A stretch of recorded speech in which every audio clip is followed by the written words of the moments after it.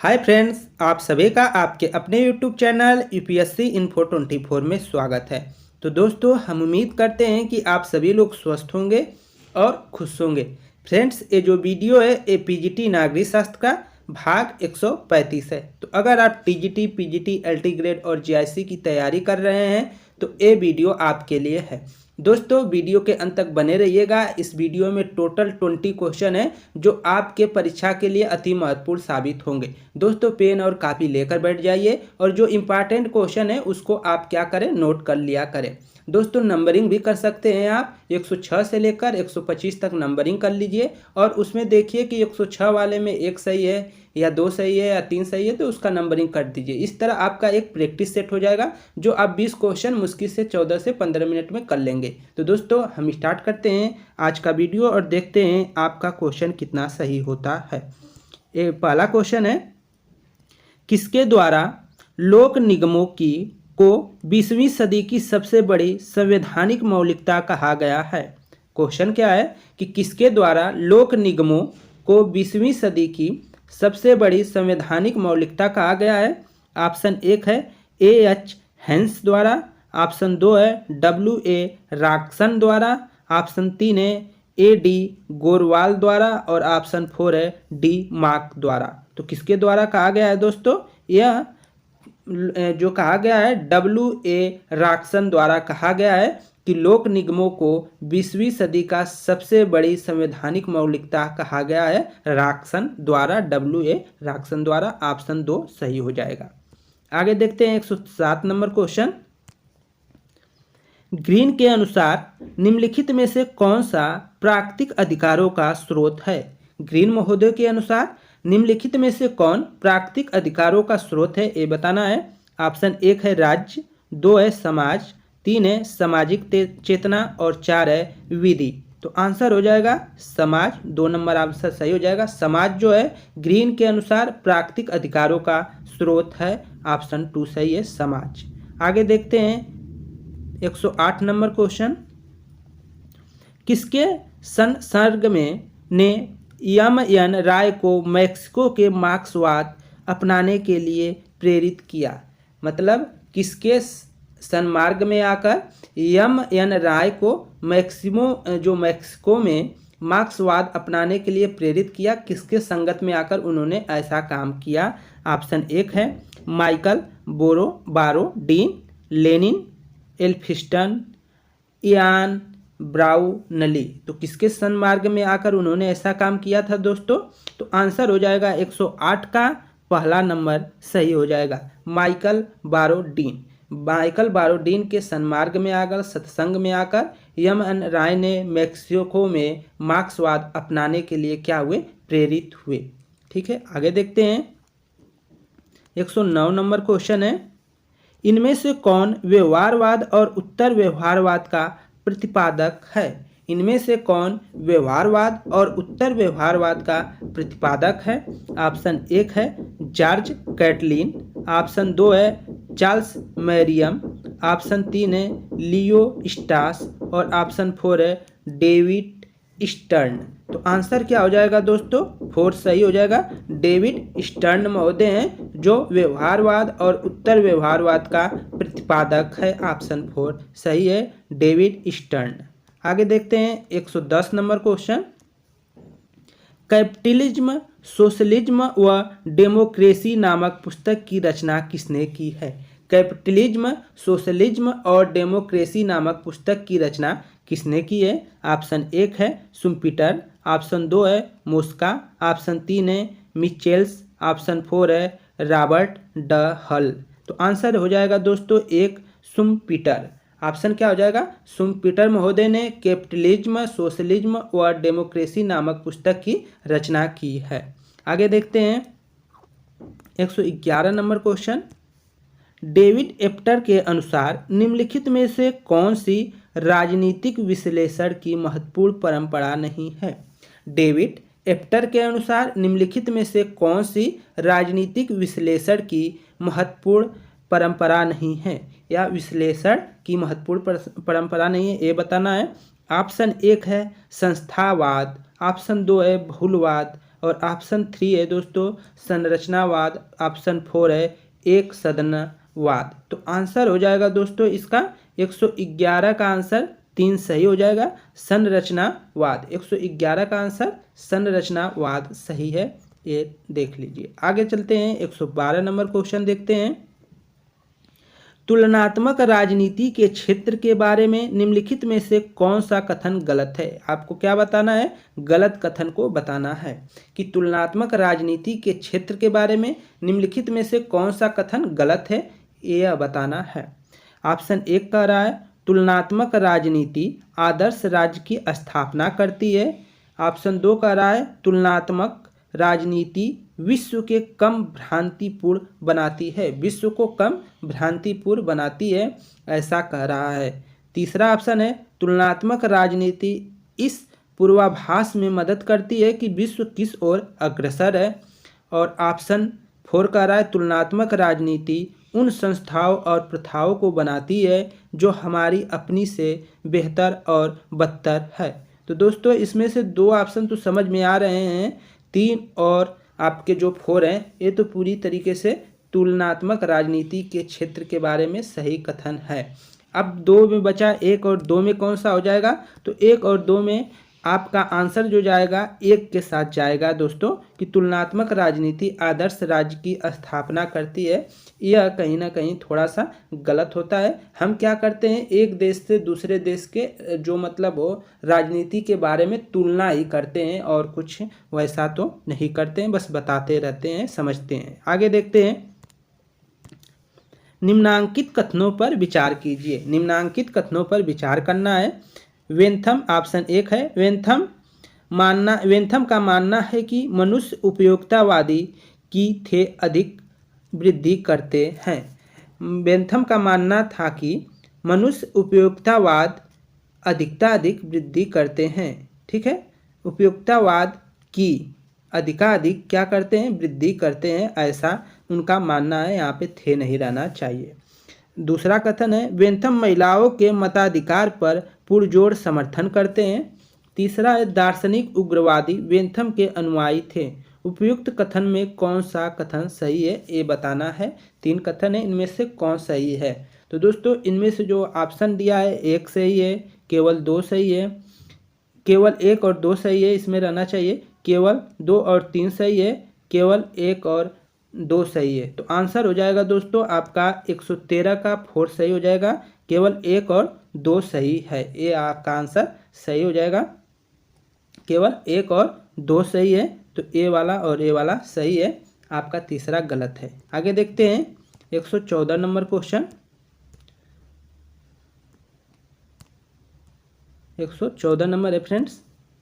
कौन सा देश अध्यात्मक और संसदीय प्रणाली का सर्वश्रेष्ठ उदाहरण है? कौन सा देश अध्यात्मक और संसदीय प्रणाली का सर्वश्रेष्ठ उदाहरण है? Bharat, Canada, France, England. तो आंसर हो जाएगा दोस्तों 3। 14 का आंसर आपका 3 सही हो जाएगा, फ्रांस। फ्रांस जो है अध्यात्मक और संसदीय प्रणाली का सर्वश्रेष्ठ उदाहरण देश है। आगे देखते हैं 115 नंबर क्वेश्चन। निम्नलिखित कथनों पर विचार कीजिए। निम्नलिखित कथनों पर विचार करना है। ग्राम्सी कथन 1 है ग्राम्सी शासक वर्ग की आध्यात्मिक और सांस्कृतिक सर्वोच्चता पर अधिक बल देता है। ग्राम्सी के अनुसार वर्ग व्यवस्था केवल असमान आर्थिक और राजनीतिक शक्ति पर आधारित है। 3 ऑप्शन है कि ग्राम्सी का कथन है कि नागरिक समाज द्वारा ही पूंजीवादी वर्चस्व के मूल्यों और मान्यताओं का प्रसार किया जाता है। तो इसमें से कौन से कथन सही है, ये बताना है। ऑप्शन 1 कह रहा है कि 1 और 2 सही है। ऑप्शन 2 कह रहा है कि 2 और 3 सही है। ऑप्शन 3 कह रहा है केवल 3 सही है। ऑप्शन 4 कह रहा है केवल 1 और 2 रहना चाहिए, नहीं 1 और 3 सही है। तो इसमें से कौन सही है दोस्तों, ये बताना है। यहाँ पे 3 हो जाएगा, ठीक है। 1 और 3 कौन सही है? तो इसमें से जो आंसर आपका जाएगा 2 के साथ जाएगा दोस्तों, 2 और 3 सही है। आपका आंसर क्या हो जाएगा 15 का कि 1, 2 और 3 सही है। ग्राम्सी का ए वाला कथन दोनों सही है, ए वाला आपका गलत है। तो आप इसको ध्यान में रखिएगा। आगे चलते हैं 17 नंबर क्वेश्चन। 117 नंबर। कथन 1 और कारण दिया है, कथन ए और कारण आर दिया है, इन्हीं के अनुसार आपको आंसर करना है। अनुपातिक प्रतिनिधित्व का साधारणतः बहुमत प्रणाली व्यवस्था से संबंध होता है। हमारे यहाँ भी क्या है, अनुपातिक प्रतिनिधित्व प्रणाली के द्वारा ही राष्ट्रपति का चुनाव किया जाता है दोस्तों, आप लोग जानते होंगे। और हमारे यहाँ भी बहुदलीय व्यवस्था है, ये भी जानते होंगे। तो इस व्यवस्था में छोटे दलों के लिए कुछ सीटें प्राप्त करना आसान होता है। तो कूट की सहायता से आपको आंसर करना है। ऑप्शन 1 कह रहा है ए और 2 दोनों सही है तथा आर ए की सही व्याख्या करता है। 2 कह रहा है कि ए और दोनों सही है परंतु आर ए की सही व्याख्या नहीं करता है। 3 कह रहा है कि 1 और 2 ए सत्य है पर आर असत्य है। और 4 कह रहा है ए असत्य है परंतु आर सत्य है। तो 117 का जो आंसर हो जाएगा दोस्तों 1 सही हो जाएगा। ए और आर दोनों सही है तथा आर ए की सही व्याख्या करता है। तो ऑप्शन 1 सही हो जाएंगे, दोनों कथन सही है। आगे देखते हैं, ये थोड़ा टफ क्वेश्चन हो गया है, हो सकता है कि दिक्कत हो रहा हो। यह कथन ए देखिए, कथन ए है कि यह मानने के लिए कि कारण है कि राष्ट्र का युग अब समाप्ति की ओर है।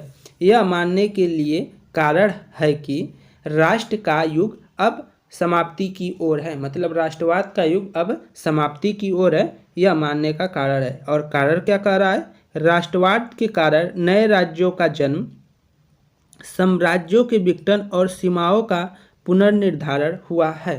तो आंसर कौन सा हो जाएगा, ऑप्शन 1 कह रहा है कि ए और 2 दोनों सत्य हैं। ए जो आर है ए की सही व्याख्या करता है। और ऑप्शन 2 कह रहा है कि आर ए और आर दोनों सत्य हैं परंतु आर ए की सही व्याख्या नहीं करता है। ऑप्शन 3 कह रहा है कि ए सत्य है परंतु आर असत्य है। और ऑप्शन 4 है कि ए असत्य है परंतु आर सत्य है। तो इनमें 118 का आंसर जो हो जाएगा दोस्तों 2 सही हो जाएगा, क्योंकि दोनों सत्य हैं लेकिन आर जो है सही व्याख्या नहीं करता है, इसलिए आपका 2 सही है। आगे चलते हैं, 119 नंबर क्वेश्चन। निम्नांकित में से कौन भारतीय संविधान सभा का सदस्य नहीं था। निम्नांकित में से कौन भारतीय संविधान सभा का सदस्य नहीं था, ये बताना है। तो इसमें से आपको आंसर स्वयं करिएगा दोस्तों कि बीटी कृष्णमाचारी, ये एच.सी. मुखर्जी, बी.एन. राव और के.एम. मुंशी। तो दोस्तों इसमें से कौन सदस्य जो थे वो संविधान सभा के सदस्य नहीं थे। चारों में से आप आंसर कर जरूर बताइएगा। आप आंसर करिए 119 नंबर का कौन सा आंसर सही है, अगर आपको इसका आंसर मालूम है तो। ठीक है, आगे चलते हैं, ये आपका होमवर्क हो गया। 120 देख लेते हैं। निम्नांकित में से कौन सा बेमेल है। निम्नांकित में से कौन सा बेमेल है, इसका भी आप आंसर जरूर करिएगा कि इसमें से आप पुस्तकें दिया गया है और इसका आंसर कौन है। आप लोग पढ़ रहे हैं ना, तो 5 से 7 क्वेश्चन थोड़ा सा करिए और इसको बताइए कि इसमें से कौन सा बेमेल है। आप देख रहे हैं जो, उसको आप जरूर इसको रोक कर और अच्छे से मिलान कर आप स्वयं बताइएगा कौन सा सही सुमेलित नहीं है। तो आगे चलते हैं, ये तो 2 क्वेश्चन उसी तरह चले गए। आगे देखते हैं 121 नंबर। भारतीय संविधान के किस अनुच्छेद में संसद साधारण बहुमत से विधि पारित कर संशोधन नहीं करती है। भारतीय संविधान के किस अनुच्छेद में संसद साधारण बहुमत से विधि पारित कर संशोधन नहीं करती है। ऑप्शन 1 है अनुच्छेद 100, ऑप्शन 2 है अनुच्छेद 105, ऑप्शन 3 है अनुच्छेद 111 और ऑप्शन 4 है अनुच्छेद 312। तो इसका आंसर जो हो जाएगा दोस्तों अनुच्छेद 312 सही हो जाएगा। आगे देखते हैं 122 का क्वेश्चन है। 122 क्वेश्चन देखिए, लोकतांत्रिक विकेंद्रीकरण द्वारा उस निर्धनता को कम करने की संभावना कम है जो उप क्षेत्रों या मोहल्लों के बीच विषमताओं से उत्पन्न होती है। कारण कह रहा है लोकतांत्रिक विकेंद्रीकरण के परिणाम स्वरूप निम्न स्तरों पर सशक्त इकाइयों का अभिजनों द्वारा प्रग्रहण हो सकता है। तो इसमें से इसको आप इसमें ये करिएगा दोस्तों, जब कथन वाला रहे और कारण वाला रहे तो आप 1 से 2 बार जरूर पढ़िएगा। बिना 2 बार पढ़े आप कभी आंसर न करिएगा, नहीं आपका आंसर 100% गलत हो जाएगा। इसलिए आप इसमें 2 से 3 बार समझ कर करिएगा कि कथन क्या कह रहा है, क्या कथन का जो कथन है उसका आंसर कारण में मिल रहा है, क्या कारण उसका व्याख्या कर रहा है, क्या कारण में कुछ उस चीज़ों को पाया जा रहा है, तभी ये आंसर आप करिएगा, अन्यथा इसको मत करिएगा। तो दोस्तों इसका आंसर क्या होगा, तो ऑप्शन ए कह रहा है एक कि ए और आर दोनों सत्य हैं लेकिन तथा आर ए की सही व्याख्या करता है, और ऑप्शन दो कह रहा है ए और आर दोनों सत्य हैं परंतु आर ए की सही व्याख्या नहीं करता है। ऑप्शन तीन कह रहा है ए सत्य है परंतु आर असत्य है, और ऑप्शन फोर कह रहा है ए असत्य है परंतु आर सत्य है। तो इसमें से कौन सा सत्य है कौन सा असत्य है, तो इसका आंसर आपका फोर के साथ जाएगा। 122 का फोर आंसर सही होगा कि लोकतांत्रिक विकेंद्रीकरण के परिणाम स्वरूप निम्न स्तरों पर सशक्त इकाइयों का अभिजनों द्वारा प्रग्रहण हो सकता है। मतलब यहाँ पे कहीं ना कहीं छोटी इकाइयाँ अच्छे स्तर पे होती है तो ऐसा किया जाता है। और ये दूसरे पहले वाले में कह रहा है कि लोकतांत्रिक विकेंद्रीकरण द्वारा उस निर्धनता को कम करने की संभावना कम है जो उस क्षेत्र या मोहल्ले के बीच विषमताओं से उत्पन्न हुई है। तो ये कहीं ना कहीं निगेटिव बात कर रहा है, ये कहीं ना कहीं पॉजिटिव बात कर रहा है। तो दोस्तों ऑप्शन आपका जो है फोर्थ सही होगा। आगे चलते हैं। किस साम्यवादी विचारक ने जन क्रांति के विचार का प्रतिपादन किया है। किस साम्यवादी विचारक ने जन क्रांति के विचार का प्रतिपादन किया है। ऑप्शन एक है माओ त्से तुंग, ऑप्शन दो है लेनिन, ऑप्शन थ्री है ग्रामसी, और ऑप्शन फोर है कार्ल मार्क्स। तो आंसर हो जाएगा दोस्तों 123 का पहला नंबर सही हो जाएगा, माओ त्से तुंग। किस साम्यवादी विचारक ने जन क्रांति के विचार का प्रतिपादन किया है, तो वो हो जाएगा माओ त्से तुंग। आगे चलते हैं। 124 नंबर क्वेश्चन, फ्रांस की राजनीतिक व्यवस्था के बारे में निम्नलिखित में से कौन सा कथन सत्य है। ऑप्शन एक है सत्य बताना है आपको, तो ऑप्शन एक है फ्रांस में संसाधनात्मक, संसदात्मक और अध्यक्षात्मक प्रणालियों का मिश्रण पाया जाता है। मतलब वहाँ संसद होते हैं और अध्यक्ष के रूप में कोई कार्य करता है, जैसे राष्ट्रपति मान लीजिए। तो और आगे कह रहा है दो कि फ्रांस में विधि के शासन के स्थान पर प्रशासनिक कानून व्यवहार में है। फ्रांस में संघात्मक व्यवस्था का एक सफल उदाहरण है, उपयुक्त में से कोई नहीं। तो आंसर हो जाएगा दोस्तों, आप प्रैक्टिस सेट किए होंगे तो आंसर आपको पहले ही मिल गया होगा कि फ्रांस में संसदात्मक शासन व्यवस्था है और अध्यात्मक प्रणाली का मिश्रण पाया जाता है। तो ऑप्शन एक सही हो जाएगा। आगे वाला क्वेश्चन 125 नंबर है।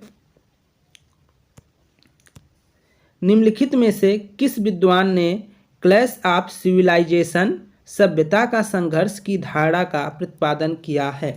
तो किस विद्वान ने क्लैश ऑफ सिविलाइजेशन, जिसे कहते हैं सभ्यता का संघर्ष, धारणा का प्रतिपादन किया है। ऑप्शन एक है लूसियन पाई, ऑप्शन दो है जी आसमंड, और ऑप्शन थ्री है Samuel Phillips Huntington. Option four है इनमें से कोई नहीं। तो आंसर जो जाएगा आपका तीन के साथ जाएगा दोस्तों।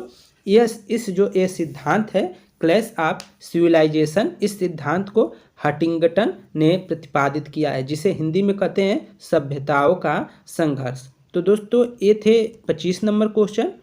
टोटल आपको 20 नंबर क्वेश्चन थे जो आपके परीक्षा में पूछे जा सकते हैं। इसमें से आपको 10-5 क्वेश्चन जरूर ऐसे होंगे कि जो आपको थोड़ा सोचने पे मजबूर किए होंगे। तो दोस्तों हमारा यही प्रयास है कि आपको ऐसा प्रैक्टिस सेट उपलब्ध कराया जाए जो आपके पेपर में आने की पूरी संभावना हो। उसी के ध्यान में रखकर एक यहाँ से क्वेश्चन कलेक्ट करना, कहीं से क्वेश्चन कलेक्ट करना, इतना प्रयास किया जाता है। मतलब बहुत ज़्यादा टाइम लगता है एक वीडियो 25-20 क्वेश्चन कलेक्ट करने में कि वो पहले वाले वीडियो में ना हो और इसके बाद ज़्यादा रिपीट ना हो, ऐसा प्रयास किया जाता है। और नए क्वेश्चन को लाने का प्रयास किया जाता है कि हर वीडियो में 10 से 5 क्वेश्चन, जैसे 20 क्वेश्चन है तो उसमें से कम 20 में से 5 क्वेश्चन 10 क्वेश्चन ऐसे हों कि जो एकदम नए हो, कहीं ना कहीं उसको कहीं ना पूछा गया हो, ना हम कराए हों, नहीं अभी किसी और टेस्ट में आपसे पूछा गया हो। यही प्रयास है फ्रेंड्स। अगर प्रयास हमारा पसंद आया हो, वीडियो पसंद आई हो, तो वीडियो को ज़रूर लाइक कर दें। और चैनल पे नए हैं तो चैनल को आप सब्सक्राइब कर लें, जिससे कि आप लोगों को नोटिफिकेशन वीडियो की पहुंच सके। तो दोस्तों धन्यवाद, शुभ रात्रि।